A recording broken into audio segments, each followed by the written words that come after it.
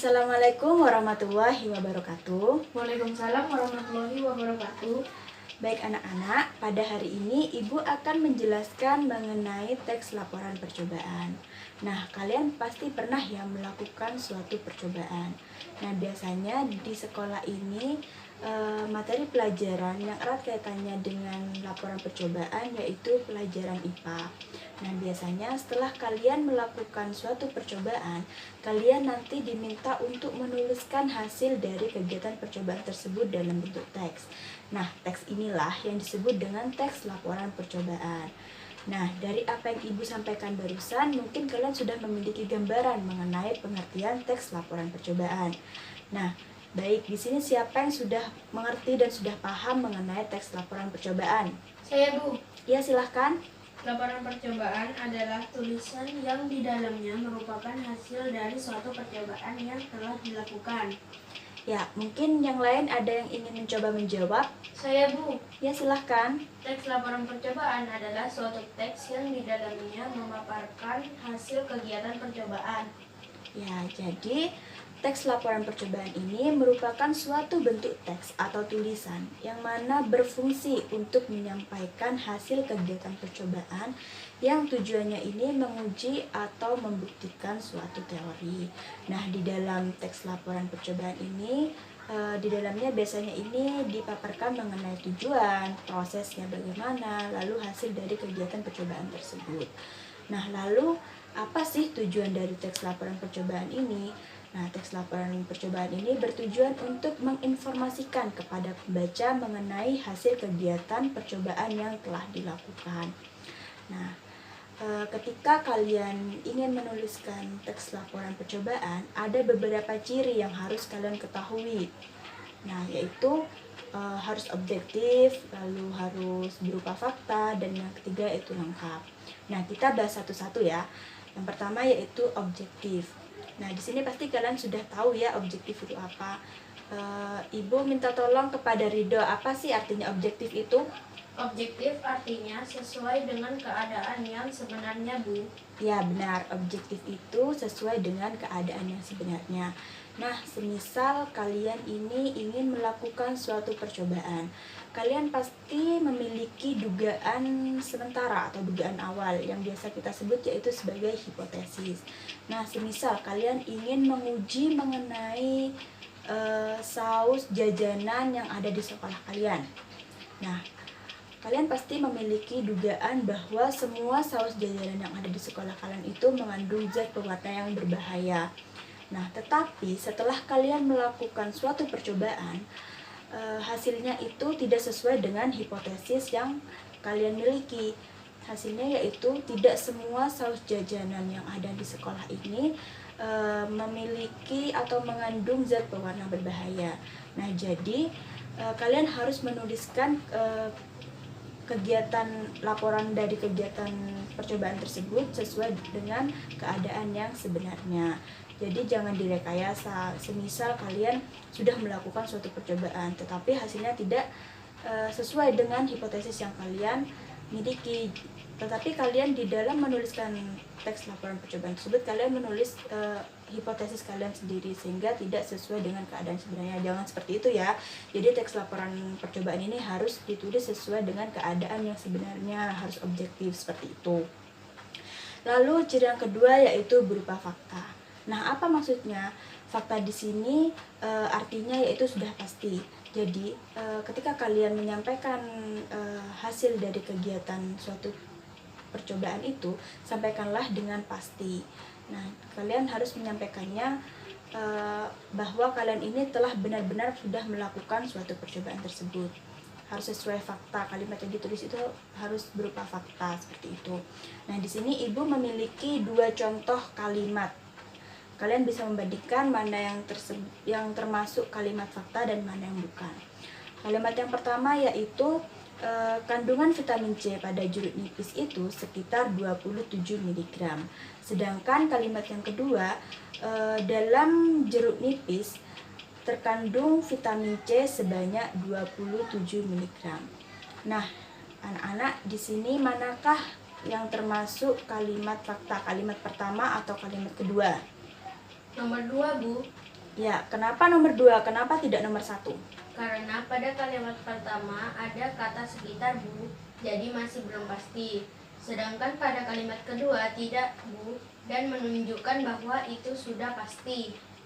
Ya, jadi pada kalimat pertama tadi ada kata sekitar, sehingga informasi yang disampaikan itu masih belum pasti dan bisa dianggap sebagai berupa dugaan karena ada kata sekitar. Sedangkan pada kalimat kedua itu sudah pasti, sudah dilakukan, seperti itu. Lalu yang ketiga, ciri yang ketiga yaitu lengkap. Nah, mengapa teks laporan percobaan ini harus ditulis secara lengkap? Karena supaya pembaca ini bisa mengetahui informasi secara utuh dan dapat bermanfaat bagi pembacanya sendiri, seperti itu. Nah, setelah kalian mengetahui mengenai ciri-ciri yang harus diperhatikan dalam teks laporan percobaan, kalian juga harus mengetahui fungsi dari teks laporan percobaan. Nah, ada 5 fungsi teks laporan percobaan yang harus kalian ketahui. Yang pertama yaitu sebagai sumber informasi. Nah, semisal kalian ingin mengetahui kandungan dari beberapa jeruk yang ada. Semisal kalian ingin mengetahui vitamin C yang lebih tinggi dari beberapa jeruk, mulai dari jeruk mandarin, jeruk nipis, jeruk lemon. Kalian ingin mengetahui kandungan vitamin C yang mana sih yang lebih tinggi di antara berbagai jeruk ini, seperti itu. Kalian juga bisa langsung membaca atau membuka tentang teks laporan percobaan yang sudah dilakukan oleh orang lain. Dengan seperti itu, teks laporan percobaan ini berfungsi sebagai informasi dan dapat menjadi jawaban dari pertanyaan yang ingin kalian ketahui, seperti itu. Menjadi jawaban dari pertanyaan yang kalian ketahui. Jadi kalian mengetahui nih, oh jadi jeruk ini yang lebih tinggi vitamin C-nya, seperti itu. Lalu ciri yang kedua yaitu berupa bukti. Nah, bukti di sini maksudnya kalian telah melakukan suatu percobaan, sehingga dengan adanya teks laporan percobaan ini kalian memiliki bukti bahwa kalian telah melakukan suatu percobaan. Lalu fungsi yang ketiga yaitu sebagai dokumentasi. Nah, tentunya kalian dalam menyusun teks laporan percobaan, kalian pasti mengumpulkan data, mengumpulkan informasi, lalu mengklasifikasikannya dan menyajikan. Tentunya kalian tidak ingin kehilangan teks tersebut. Kalian ingin teks tersebut selalu ada. Nah, dengan cara mendokumentasikan ini, kalian tidak akan kehilangan teks laporan percobaan yang telah kalian lakukan, seperti itu. Lalu, fungsi yang keempat yaitu sebagai pemecahan masalah. Nah, apa bisa dijadikan sebagai pemecahan masalah? Tentu bisa. Semisal seperti ini, kalian di sini semuanya suka bakso ya? Iya, Bu. Nah, kalian pasti semuanya suka bakso ya. Nah, setelah itu, kalian tidak tahu bahwa di dalamnya itu terdapat boraks. Suatu ketika kalian mendengar berita bahwa di dalam bakso tersebut mengandung boraks atau formalin. Nah, jadi kalian was-was nih, aduh bagaimana ya ini, padahal saya suka sekali bakso. Nah, dengan seperti itu kalian bisa melakukan suatu percobaan seperti bakso mana yang kalian suka. Misalnya melakukan 2 percobaan, bakso A dan bakso B semisal. Nah, dengan seperti itu kalian membuktikan, kalian dapat memecahkan masalah kalian sendiri bahwa tidak semua bakso itu mengandung boraks. Semisal bakso A ini setelah kalian melakukan percobaan ternyata tidak mengandung boraks, sedangkan bakso B setelah kalian melakukan suatu percobaan ternyata benar di dalamnya mengandung suatu boraks, seperti itu. Nah, jadi dengan seperti ini teks laporan percobaan ini bisa dijadikan sebagai pemecahan masalah, bisa menjawab dari masalah yang kalian hadapi, seperti itu. Lalu yang kelima yaitu sebagai pertanggungjawaban.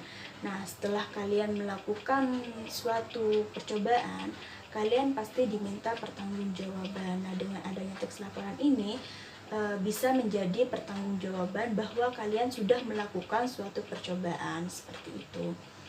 Nah, dari yang Ibu sampaikan ini, mulai dari pengertian, lalu tujuan, fungsi, ciri-ciri, ini menjadikan pegangan untuk kalian dalam mengerjakan tugas-tugas selanjutnya mengenai teks laporan percobaan. Nah, mungkin dari kalian ada yang ingin ditanyakan setelah Ibu menjelaskan materi-materi yang telah Ibu sampaikan kepada kalian. Saya, Bu. Ya, silakan. Apa tujuan utama dari teks laporan percobaan ini, Bu? Nah, baik. Tujuan utama dari teks laporan percobaan ini yaitu untuk mendeskripsikan, menggambarkan, dan memberikan informasi yang faktual. Nah, jadi ketika kalian sudah melakukan suatu percobaan, kalian harus menuliskan hasil kegiatan percobaan tersebut sesuai dengan apa yang terjadi, seperti itu. Oh, begitu. Baik, Nah, iya, baik, sama-sama. Lalu, apa ada yang ingin ditanyakan lagi? Tidak, Bu. Nah, baik, kalau begitu jika tidak ada yang ditanyakan, sekarang Ibu yang akan bertanya pada kalian. Nah, mengapa sih teks laporan percobaan ini tidak ditulis menggunakan menggunakan opini? Karena sesuai dengan ciri dalam teks laporan percobaan bahwa teks laporan percobaan ini berupa fakta karena sudah pasti dan sudah benar-benar dilakukan. Jadi, apabila di dalam teks laporan percobaan terdapat opini atau pendapat, membuat pembaca ragu akan hasil dari percobaan tersebut. Ya, benar. Seperti yang sudah Ibu jelaskan tadi bahwa teks laporan percobaan ini harus berupa fakta, yang mana harus sudah pasti dan benar-benar sudah dilakukan, seperti itu ya. Karena apabila di dalam teks laporan percobaan ini terdapat opini, pembaca akan berpikiran bahwa teks laporan percobaan ini berupa rekayasa, tidak objektif, sehingga pembaca ini tidak percaya mengenai informasi yang ada di teks laporan percobaan itu. Seperti itu ya, anak-anak. Iya, Bu. Nah, mungkin sekian dulu materi yang dapat Ibu sampaikan. Kita sambung materi selanjutnya pada pekan depan ya. Terima kasih. Wassalamualaikum warahmatullahi wabarakatuh. Waalaikumsalam warahmatullahi wabarakatuh.